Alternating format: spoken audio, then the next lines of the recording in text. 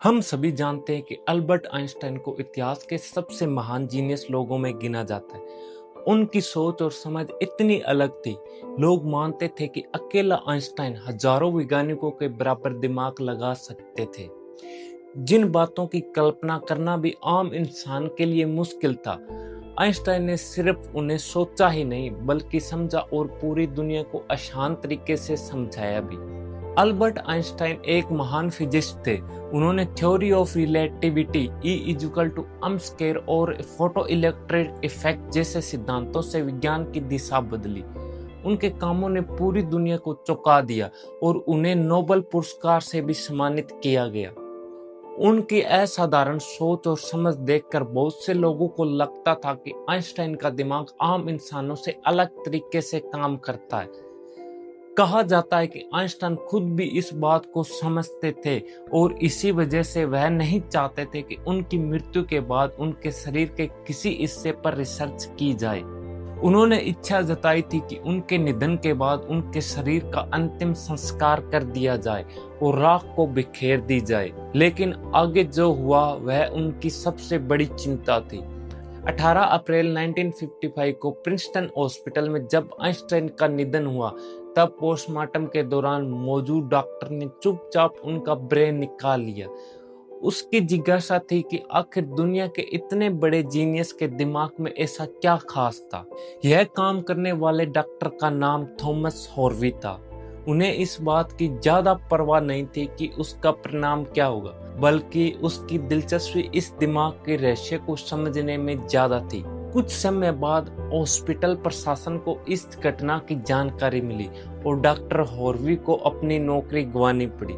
लेकिन बाद में डॉक्टर हॉर्वी किसी तरह आइंस्टाइन के बेटे हास अल्बर्ट से अनुमति लेने में सफल हो गए। उनका कहना था कि वह इस असाधारण दिमाग पर रिसर्च करके कुछ महत्वपूर्ण बातें दुनिया तक पहुंचाना चाहते हैं। यहीं से शुरू हुआ आइंस्टाइन के ब्रेन का एक बेहद लंबा और अनोखा सफर। डॉक्टर हॉर्वी वैसे तो पेशे से एक पैथोलॉजिस्ट थे। उनका काम था पोस्टमार्टम करना, लेकिन उन्हें भरोसा था कि वह दुनिया के सबसे चर्चित जीनियस के दिमाग के रहस्य को समझ पाएंगे। कुछ समय बाद हालात बदल चुके थे। डॉक्टर हॉर्वी न सिर्फ हॉस्पिटल की नौकरी खो चुके थे, बल्कि उनके करियर पर भी इसका बुरा असर पड़ चुका था। आइंस्टाइन के ब्रेन को उन्होंने पहले ही सुरक्षित कर लिया था। इसके बाद वह उसे लेकर पेंसिल्वेनिया के फिलाडेल्फिया शहर पहुंच गए। वहां उन्होंने ब्रेन की कई तस्वीरें ली और फिर उसे लगभग 240 छोटे हिस्सों में बांट दिया। हर हिस्से को अलग अलग जार में सुरक्षित करके अपनी बेसमेंट में रख दिया। इस वजह से उनके घर में भी कई बार तनाव होने लगे।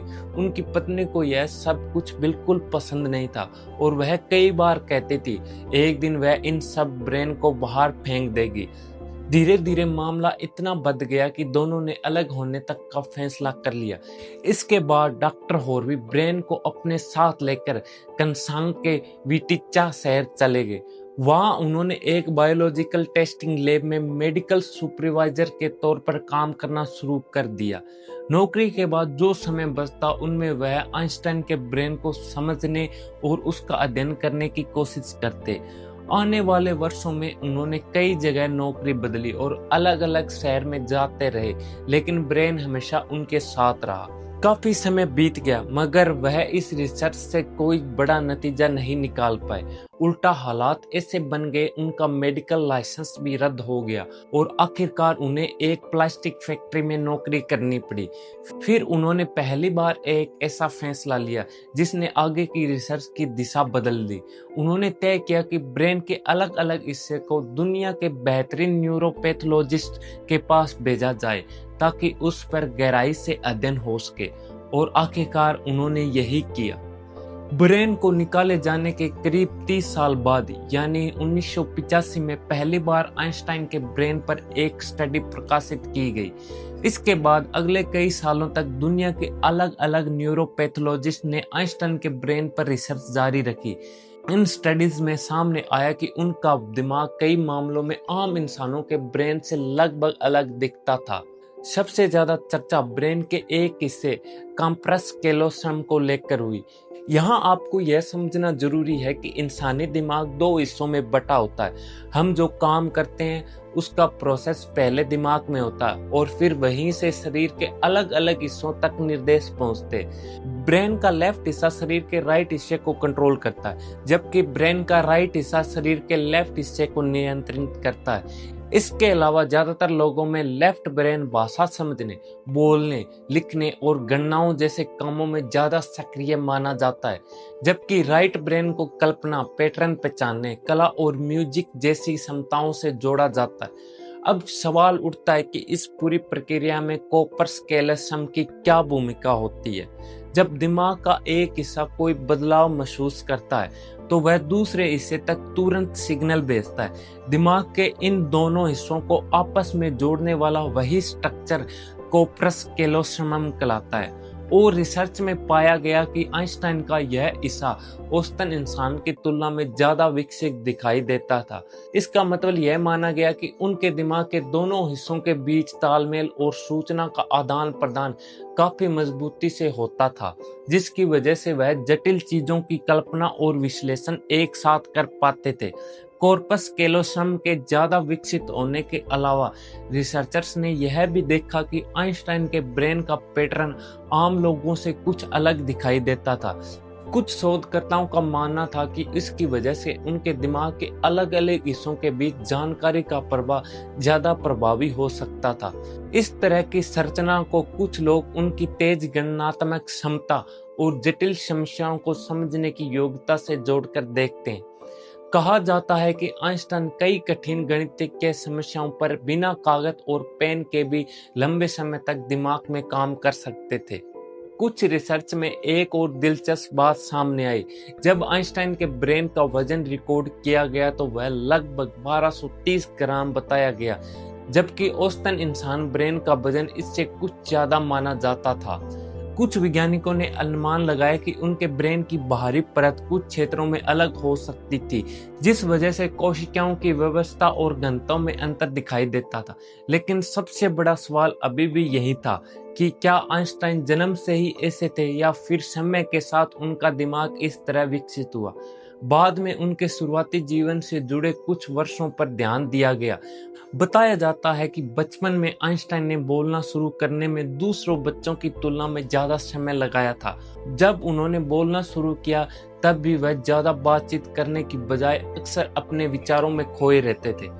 कुछ विवरण के अनुसार उन्हें चीजों को याद करने में हमेशा खास रुचि नहीं थी। वह रटने की बजाय चीजों को समझकर सीखना पसंद करते थे। खासकर गणित में उनका तरीका अलग था।